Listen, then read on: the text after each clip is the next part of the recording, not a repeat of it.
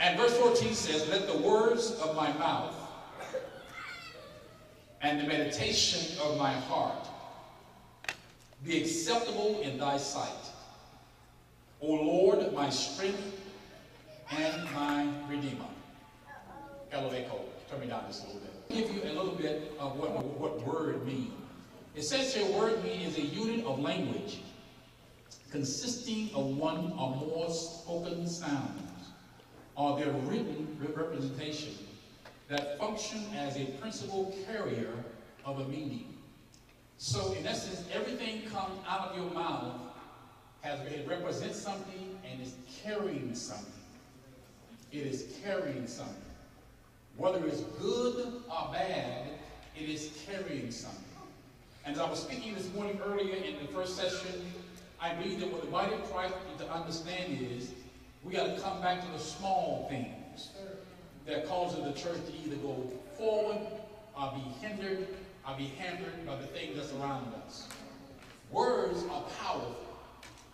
Are y'all with me? Amen. And this morning I don't look to get many amens because I'm really going to get where the rubber meets the road at. Because many times we don't look within ourselves and what we say. Sometimes our emotions, our feelings, our desires outweigh what comes out of our mouth. And many times what comes out of our mouth is not something, sometimes, most of the time will hopefully be that will help and build and edify, but sometimes what comes out of our mouth have a tendency to hurt. Not only does it hurt for that present time, but according to who we're talking to or what we're talking about, it has a tendency to linger. Because your words not only stop here, your words go into eternity. Mm-hmm. Amen.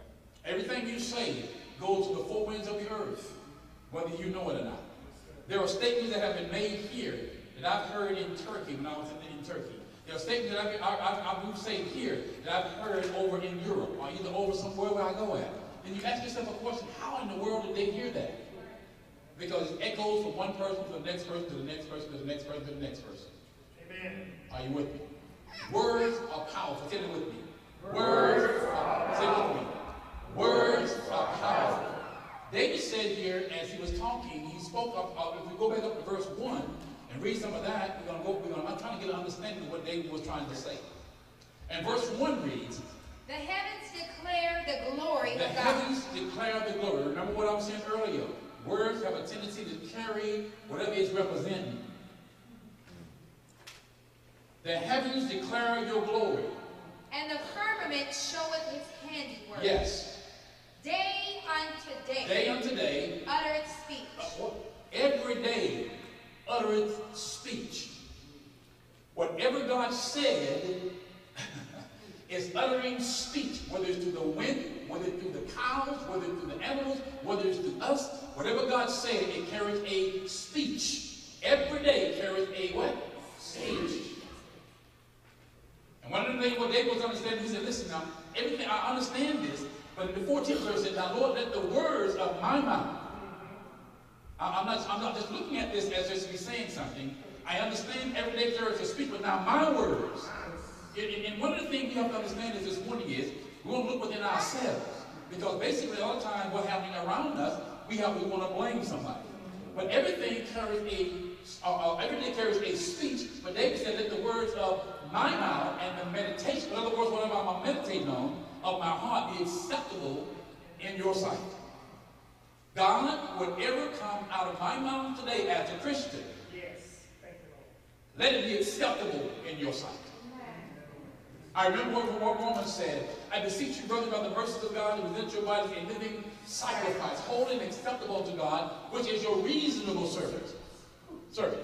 So here it was important. This was sort of like intimacy. Lord, I want to be able to say what you want to say on earth. Amen. I don't want to utter nothing out of my mouth that's going to defile what you've already said in heaven to happen on earth. Yes. Let the word, I don't want to hurt anybody by my speech. I want to be more like you. Because every day utters word, every day utters speech. And what I want to do, Lord, I don't want to have it my way, but I want to have it the way you desire for me to be. So my words are important. Because my word have the ability or tendency to hurt, or my words have the tendency to heal. For out of the abundance of the heart. Where does the word come from? Words come from out of the abundance of the heart. The mouth speaking. The mouth speaking. Because it has to happen in your heart first before it can come out of your mouth. Out of whatever's in your heart, the mouth speaketh it. From the mind, adopted by your spirit, and then you speak it. That's right. And when it is spoken, it will represent whatever is in your heart. Whether it's going out to hurt somebody, or whether it's going out to heal somebody. Whether it's going out to condemn somebody in judgment, or whether it's going out to edify somebody. It is in your heart. Your heart is interchanged as spirit. So we got to watch what goes into our heart. What goes through our ear gates that will come into our spirit, man, that will cause our mouth to speak. Amen. Pastor, are you fussing this morning? No, I'm disrupting the enemy. Yes, sir. Because some things Christians say and do that we shouldn't be saying and doing. So how does it come when I'm a child of God? It comes through what's in my heart. How does it get in my heart? It comes through my ear gates. And when I allow it to come through my ear gate, I begin to perform. Notice what I'm saying. Words represent. It comes to perform or build whatever comes in there. And if I'm always talking doubt, fear, and unbelief, that's all going to be around me.